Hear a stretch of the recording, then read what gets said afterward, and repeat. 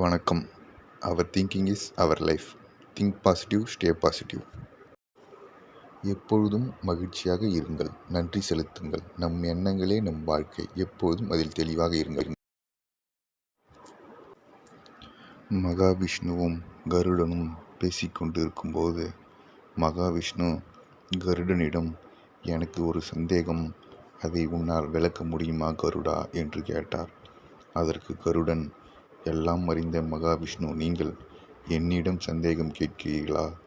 சரி, கேளுங்கள், எனக்கு தெரிந்ததை கூறுகிறேன் என்றார் கருடன்.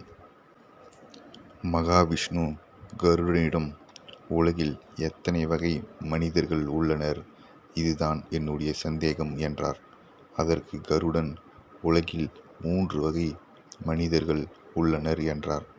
கருடன் அதற்கு, விஷ்ணு, இவ்வளோ பெரிய உலகில் 3 வகை மனிதர்கள்தான் இருக்கிறார்களா என்றார்.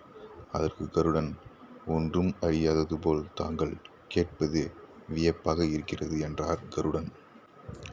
சுவாமி, 3 வகை மனிதர்களை பற்றி கூறுகிறேன், கேளுங்கள் என்றார் கருடன். சரி, சொல், கேட்போம் என்றார் மகாவிஷ்ணு. முதல் வகை மனிதர்கள் பறவையும் அதன் குஞ்சுகளும் போல வாழ்பவர்கள்.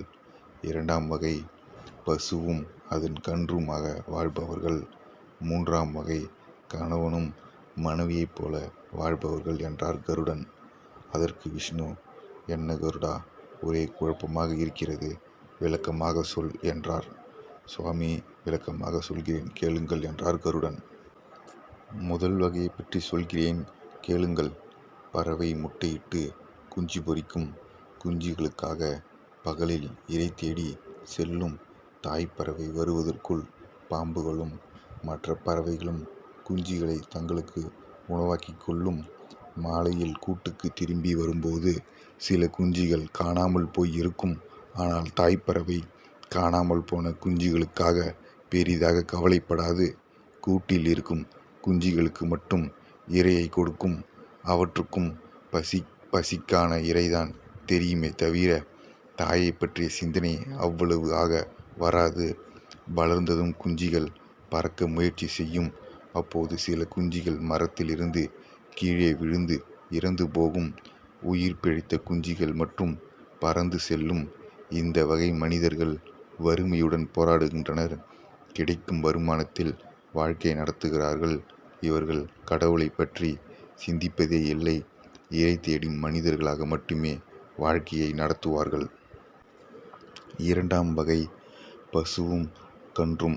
இந்த வகை மனிதர்கள் எப்படி என்றால், பசு தொழுவத்தில் ஓரிடத்தில் கட்டப்பட்டு இருக்கும். கன்று வேறு இடத்தில் கட்டப்பட்டு இருக்கும். பசுவை பார்த்து கன்றும், கன்றுவை பார்த்து பசுவும் சத்தம் கொடுக்கும். தாயின் மடியில் சுரக்கும் பாலை குடித்தால் பசி அடங்கிவிடும் என்று கன்றுக்கு நன்கு தெரியும். ஆனால் அதன் கழுத்தில் கயிறு கட்டப்பட்டுள்ளது.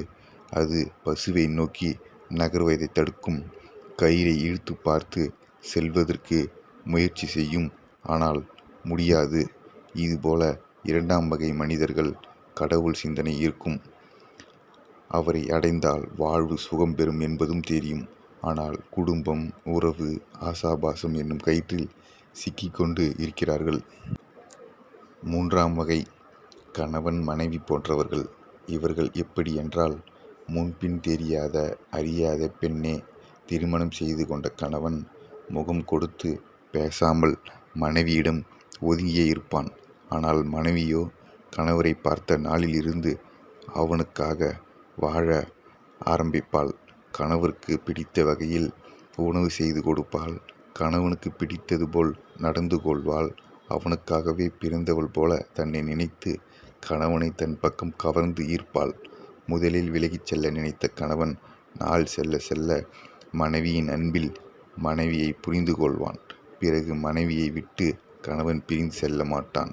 இதுபோல 3ஆம் வகையினர் சோதனையால் முதலில் வருந்தி விலகிச் சென்றாலும் கடைசியில் அவர்கள் கடவுளை அடைவர் என்றார் கருடன். மதிநுட்பமிக்க கருடனிடம் விளக்கம் கேட்ட மகாவிஷ்ணு மகிழ்ந்தார். Your thinking is your life. Think positive, stay positive. எப்பொழுதும் மகிழ்ச்சியாக இருங்கள். நன்றி செலுத்துங்கள். நம் எண்ணங்களே நம் வாழ்க்கை. எப்பொழுதும் அதில் தெளிவாக இருங்கள். நன்றி. வாழ்க நலமுடன் வளமுடன்.